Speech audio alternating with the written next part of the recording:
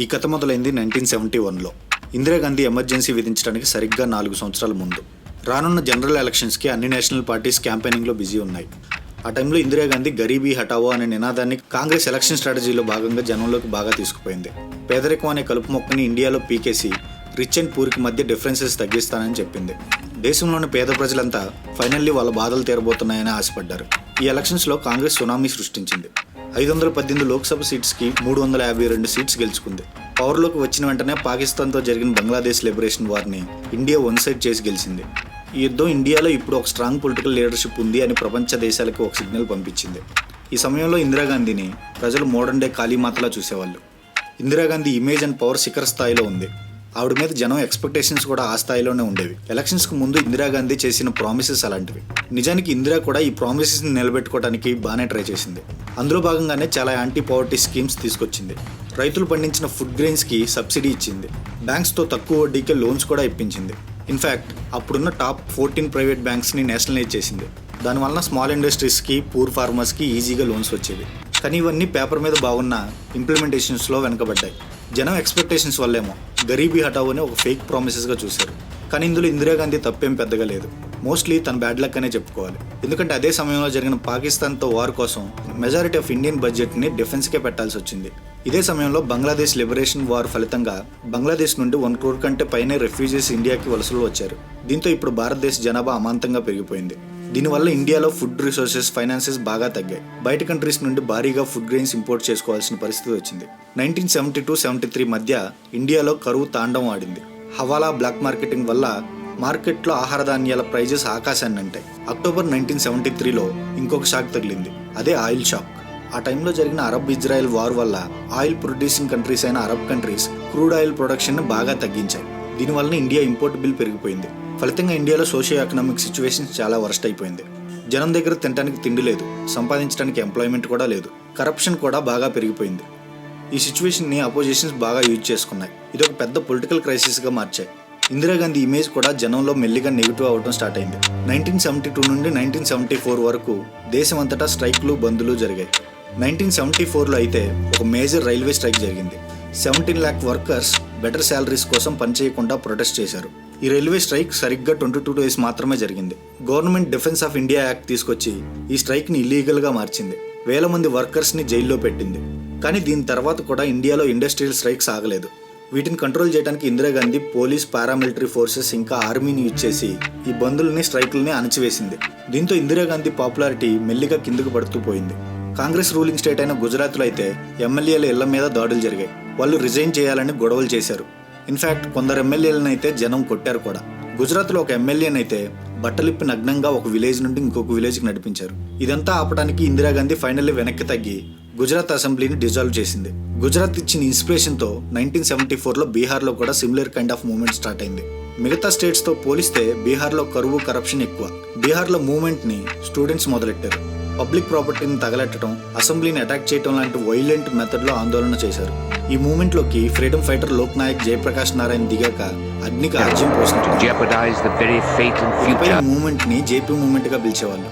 JP Bihar జనాలకి పీస్ఫుల్గా protest చేయమని చెప్పాడు. కానీ చాలా చోట్ల జనం స్టిల్ వైలెంట్గానే ప్రొటెస్ట్ చేశారు.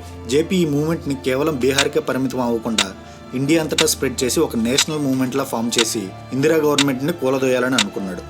Announced countrywide protests to force Mrs. Gandhi's resignation. కానీ 1974 ఎండింగ్కి వచ్చేసరికి ఇండియా ఎకనామిక్ సిచ్యువేషన్ బెటర్ అవుతూ వచ్చింది. జేపీ మూవ్మెంట్ని బీహార్లో కూడా జనం సీరియస్గా తీసుకోవడం మానేశారు. కానీ జేపీ పాపులారిటీ గురించి ఇందిరాగాంధీకి బాగా తెలుసు. అందుకే ఇలాంటి మూవ్మెంట్ మళ్ళీ ఫ్యూచర్లో రిపీట్ అవ్వకుండా జేపీతో ఒక ఫేస్ టు ఫేస్ మీటింగ్కి ఇన్వైట్ చేసి తన డిమాండ్ని చెప్పాలని కోరింది. జేపీ ఆ మీటింగ్లో బీహార్లో ఉన్న కాంగ్రెస్ గవర్నమెంట్ని వెంటనే డిజాల్వ్ చేసి మళ్ళీ ఫ్రెష్ ఎలక్షన్స్ని కండక్ట్ చేయాలని డిమాండ్ చేశాడు. ఇందిరాగాంధీ అలా చేస్తే జేపీ మూవ్మెంట్ని బీహార్ దాటి వేరే స్టేట్స్కి వెళ్లకుండా చూసుకుంటానని మాట ఇచ్చాడు. కానీ దీనికి ఇందిరాగాంధీ ససేమిరా అంది. ఎందుకంటే ఇందిరాగాంధీకి తెలుసు అసెంబ్లీని డిజాల్వ్ చేస్తే ఇండైరెక్ట్గా ప్రభుత్వం ఫెయిల్యూర్ని ఒప్పుకున్నట్టే. ఆల్రెడీ గుజరాత్లో తను చేసిన ఆ తప్పు మళ్ళీ బీహార్లో చేయదలుచుకోలేదు. రానున్న 1976 జనరల్ ఎలక్షన్స్లో తనను ఓడించమని ఇందిరాగాంధీ జేపీకి ఛాలెంజ్ విసిరింది. ఈ ఛాలెంజ్ని జేపీ యాక్సెప్ట్ చేశాడు. ఇందులో భాగంగానే జేపీ మిగతా అపోజిషన్ పార్టీస్తో మాట్లాడి ఒక గ్రాండ్ అలయన్స్ని ఫామ్ చేశాడు. ఈ అలయన్స్ ముఖ్య ఉద్దేశం ఎలా అయినా రానున్న ఎలక్షన్స్లో ఇందిరాగాంధీని ఓడించడం. జేపీ ఇండియా అంతటా తిరిగి యాంటీ కాంగ్రెస్ ప్రచారం చేశాడు. రానున్న ఎలక్షన్స్ని జనం ఒక పొలిటికల్ రెవల్యూషన్లా చూడాలని చెప్పాడు. కానీ జేపీ ఎంత ప్రయత్నించినా ఈ మూవ్మెంట్ కేవలం నార్త్ ఇండియాలోని కొన్ని హిందీ స్పీకింగ్ స్టేట్స్కే పరిమితమైంది. దీంతో అలయన్స్ కొంచెం వెనక్కి తగ్గి రానున్న ఎలక్షన్స్లో ఏదో ఒక మ్యాజిక్ జరగాలని కోరుకుంటూ ఎదురు చూసింది. అలయన్స్ ప్రార్థనను దేవుడు ఉన్నాడేమో. వాళ్ళు కోరుకున్న మ్యాజిక్ 12 జూన్ 1975లో జరిగింది. అప్పటి వరకు ఎప్పుడూ లేని విధంగా అలహాబాద్ హైకోర్టు ఇందిరాగాంధీ పీఎంగా వెంటనే రిజైన్ చేయాలని, ఇంకో 6 years పాటు తను పోటీ చేయడానికి కూడా ఎలిజిబుల్ కాదని జడ్జిమెంట్ ఇచ్చింది. మ్యాటర్ ఏంటంటే 1971 ఎలక్షన్స్లో అలహాబాద్ సీట్లో ఇందిరాగాంధీకి అగైనిస్ట్గా రాజ్నారాయణ అనే వ్యక్తి పోటీ చేసి ఓడిపోయాడు. అయితే ఈ ఎలక్షన్ ప్రాసెస్లో ఇందిరాగాంధీ మాల్ ప్రాక్టీస్ చేసి గెలిచిందని హైకోర్టులో కేసు వేశాడు. హైకోర్టు ఇందిరాగాంధీ మీద వేసిన bribery, high election expenditure, usage of religious symbols లాంటి సీరియస్ ఛార్జ్ షీట్స్ అన్నింటినీ కొట్టేసి 2 సిల్లీ ఛార్జ్ షీట్లో దోషిగా కన్విక్ట్ చేసింది. అందులో మొదటిది యశ్పాల్ కపూర్ అనే గవర్నమెంట్ ఎంప్లాయీని తన ఎలక్షన్ ప్రచారం కోసం వాడుకుంది అని. కానీ అతను ఎలక్షన్స్కి ముందే తన గవర్నమెంట్ జాబ్కి రిజైన్ చేసి ఇందిరాగాంధీతో ఎలక్షన్ క్యాంపెయిన్లో పార్టిసిపేట్ చేశాడు. జస్ట్ ప్రెసిడెంట్ తన రిజిగ్నేషన్ అప్రూవ్ చేయడానికి లేట్ అయిందంతే. ఇందులో రెండో ఛార్జ్ షీట్ ఇందిరాగాంధీ ఎలక్షన్స్ టైంలో తన ఎలక్షన్ స్టేజ్ కోసం పోలీసులను వాడుకుంది అని. బట్ ఈ రోజుల్లో కూడా పీఎం ఫిగర్కి పోలీసులు ఆ మాత్రం సెక్యూరిటీ ఇవ్వటం కామనే.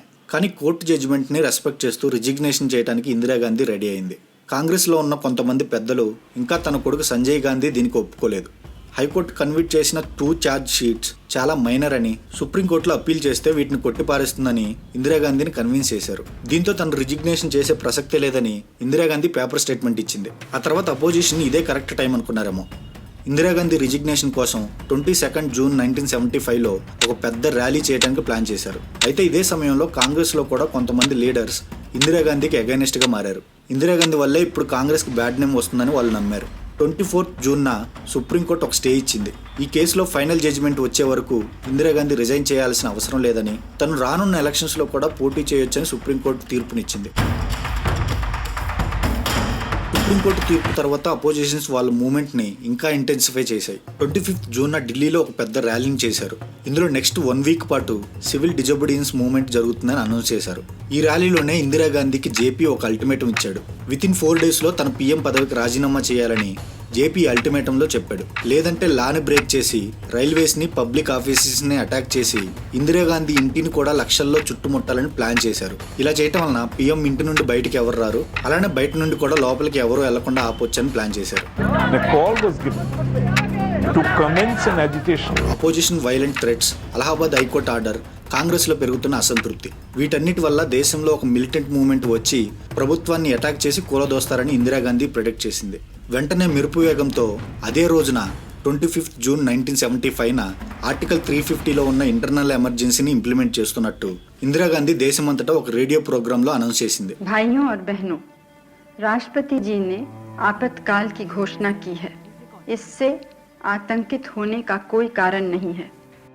బేసిక్గా నేషనల్ ఎమర్జెన్సీ అంటే దేశం అత్యవసర పరిస్థితుల్లో ఉన్న టైంలో విధిస్తారు. అంతకుముందు పాకిస్తాన్తో, చైనాతో యుద్ధం జరిగినప్పుడు 2 సార్లు నేషనల్ ఎమర్జెన్సీని విధించారు. ఎమర్జెన్సీ టైంలో ఏ ఫండమెంటల్ రైట్స్ పనిచేయవు. ఎవరినైనా అరెస్ట్ చేయొచ్చు. ఆ టైంలో ఏ అరెస్ట్ చేసినా కోర్టు మెట్లు ఎక్కడానికి కూడా వీలు లేదు. ఎందుకంటే ఆ టైంలో ప్రభుత్వం ఏం చేసినా అది దేశ రక్షణ కోసమే అన్నట్టు. తర్వాత రోజు 26 జూన్ 1975న మొరార్జీ దేశాయ్, జయప్రకాష్ నారాయణ, ఏబీ వాజ్పేయి లాంటి ఫేమస్ అపోజిషన్ లీడర్స్ అందరినీ అరెస్ట్ చేయించింది ఇందిరాగాంధీ.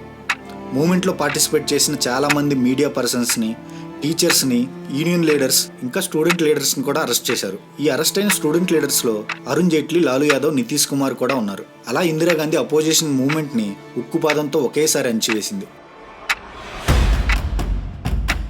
ఎమర్జెన్సీ టైంలో చాలామంది అండర్ గ్రౌండ్ వెళ్ళి దాక్కున్నారు. ఇంకొంతమంది ఫేమస్ లీడర్స్ అయితే మారువేషాలు వేసుకున్నారు. అందులో ఇప్పటి పీఎం నరేంద్ర మోడీ కూడా ఉన్నాడు. నరేంద్ర మోడీ, సుబ్రహ్మణ్యం అయ్యర్ లాంటి లీడర్స్ కూడా సిక్ వేషం వేసుకుని తమ ఐడెంటిటీని మార్చుకున్నారు. ఆ విధంగా వాళ్ళు అరెస్టుల నుండి ఎస్కేప్ అయ్యారు. ఎమర్జెన్సీ టైంలో ఆల్మోస్ట్ 1,00,000 మందిని అరెస్ట్ చేశారు. ఇందులో పొలిటికల్ అపోనెంట్స్తో పాటు స్మగ్లర్స్, గూన్స్, హవాలా ఆపరేటర్స్ కూడా ఉన్నారు. అరెస్ట్ చేసిన తర్వాత వీళ్ళని ఒక సీక్రెట్ ప్లేస్లో పెట్టేవాళ్ళు. వాళ్ళ ఫ్యామిలీస్ కూడా వాళ్ళని ఎక్కడ అరెస్ట్ చేశారో చెప్పలేదు. ప్రెస్ను కూడా ఇందిరాగాంధీ కంప్లీట్ కంట్రోల్లో తీసుకుంది. వాళ్ళు ఏం ప్రింట్ చేయాలో, ఏం ప్రింట్ చేయకూడదో క్లియర్ ఇన్స్ట్రక్షన్స్ ఇచ్చేది.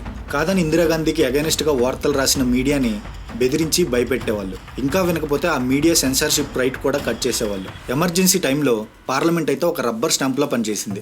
పార్లమెంట్లో అపోజిషన్కి ఇవ్వాల్సిన క్వశ్చన్ అవర్ను కూడా కట్ చేశారు. అపోజిషన్ స్పీచ్లను కంప్లీట్గా ఆపేసి ప్రభుత్వానికి నచ్చిన బిల్లుల్ని ఏ డిబేట్ లేకుండా పాస్ చేసేవాళ్ళు. ఇందిరాగాంధీ కాంగ్రెస్ రూలింగ్ స్టేట్స్లో కూడా టైట్ కంట్రోల్ పెట్టింది.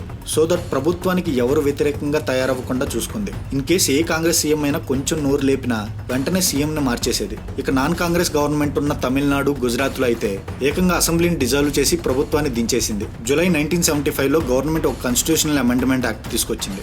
ఈ అమెండ్మెంట్ ప్రకారం ఎమర్జెన్సీ టైంలో ప్రభుత్వం తీసుకున్న ఏ డిసిజన్ అయినా కోర్టులు జ్యుడిషియల్ రివ్యూ ద్వారా ఎప్పటికీ ఛాలెంజ్ చేయకూడదు అని. ఇంకా ఏ ఎంపీ డిస్క్వాలిఫికేషన్ అయినా అది కేవలం ప్రెసిడెంట్ చేతిలోనే ఉంటుందని, కోర్టులు అందులో ఇన్వాల్వ్ అవ్వకూడదు అని ఆ అమెండ్మెంట్లో మెన్షన్ చేశారు. దీనివలన ఇందిరాగాంధీ పీఎం క్యాండిడేచర్పై అలహాబాద్ హైకోర్టు ఇచ్చిన జడ్జిమెంట్ ఆటోమేటిక్గా తుడుచుకుపెట్టుకుపోయింది. కానీ వీటిలో అన్నిటికంటే కాంట్రవర్షియల్ 42nd అమెండ్మెంట్. దీని ప్రకారం పార్లమెంట్ ఇప్పుడు కాన్స్టిట్యూషన్లో ఉన్న ఏ ఆర్టికల్నైనా అమెండ్ చేయొచ్చు. అండ్ ఈ అమెండ్మెంట్స్ని సుప్రీంకోర్టులో ఎప్పటికీ ఛాలెంజ్ చేయలేరు. సెంట్రల్ గవర్నమెంట్ ఏ స్టేట్ గవర్నమెంట్కైనా ఆర్మ్డ్ ఫోర్సెస్ని పంపొచ్చు.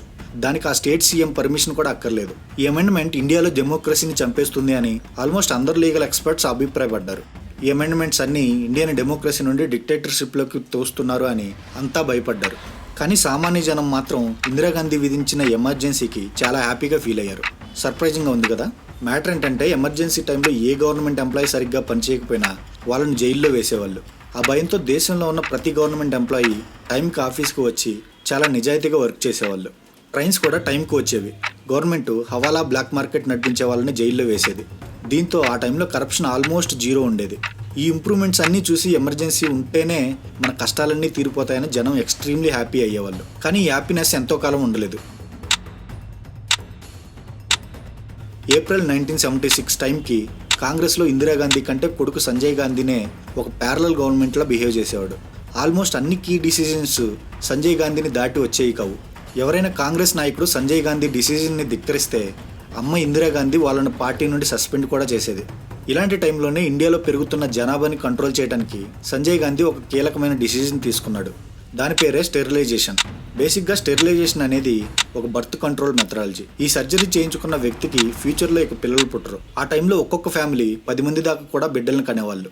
సో పాపులేషన్ కంట్రోల్ కోసం స్టెరిలైజేషన్ అనేది అత్యవసరమని సంజయ్ గాంధీ అనుకున్నాడు. ప్రతి స్టేటు, డిస్ట్రిక్ట్లో స్టెరిలైజేషన్ టార్గెట్ని పెట్టాడు. దీనికోసం గవర్నమెంట్ టీచర్స్ని, డాక్టర్స్ని యూజ్ చేశాడు. ఇన్ కేసు వాళ్ళు ఆ టార్గెట్ని మీట్ అవ్వకపోతే జాబ్ నుండి తీసేసేవాడు కూడా. దీంతో లక్షల మందిని హాస్పిటల్స్కి తీసుకెళ్లి వాళ్ళకి ఇష్టం లేకపోయినా బలవంతంగా స్టెరిలైజేషన్ చేసేవాళ్ళు.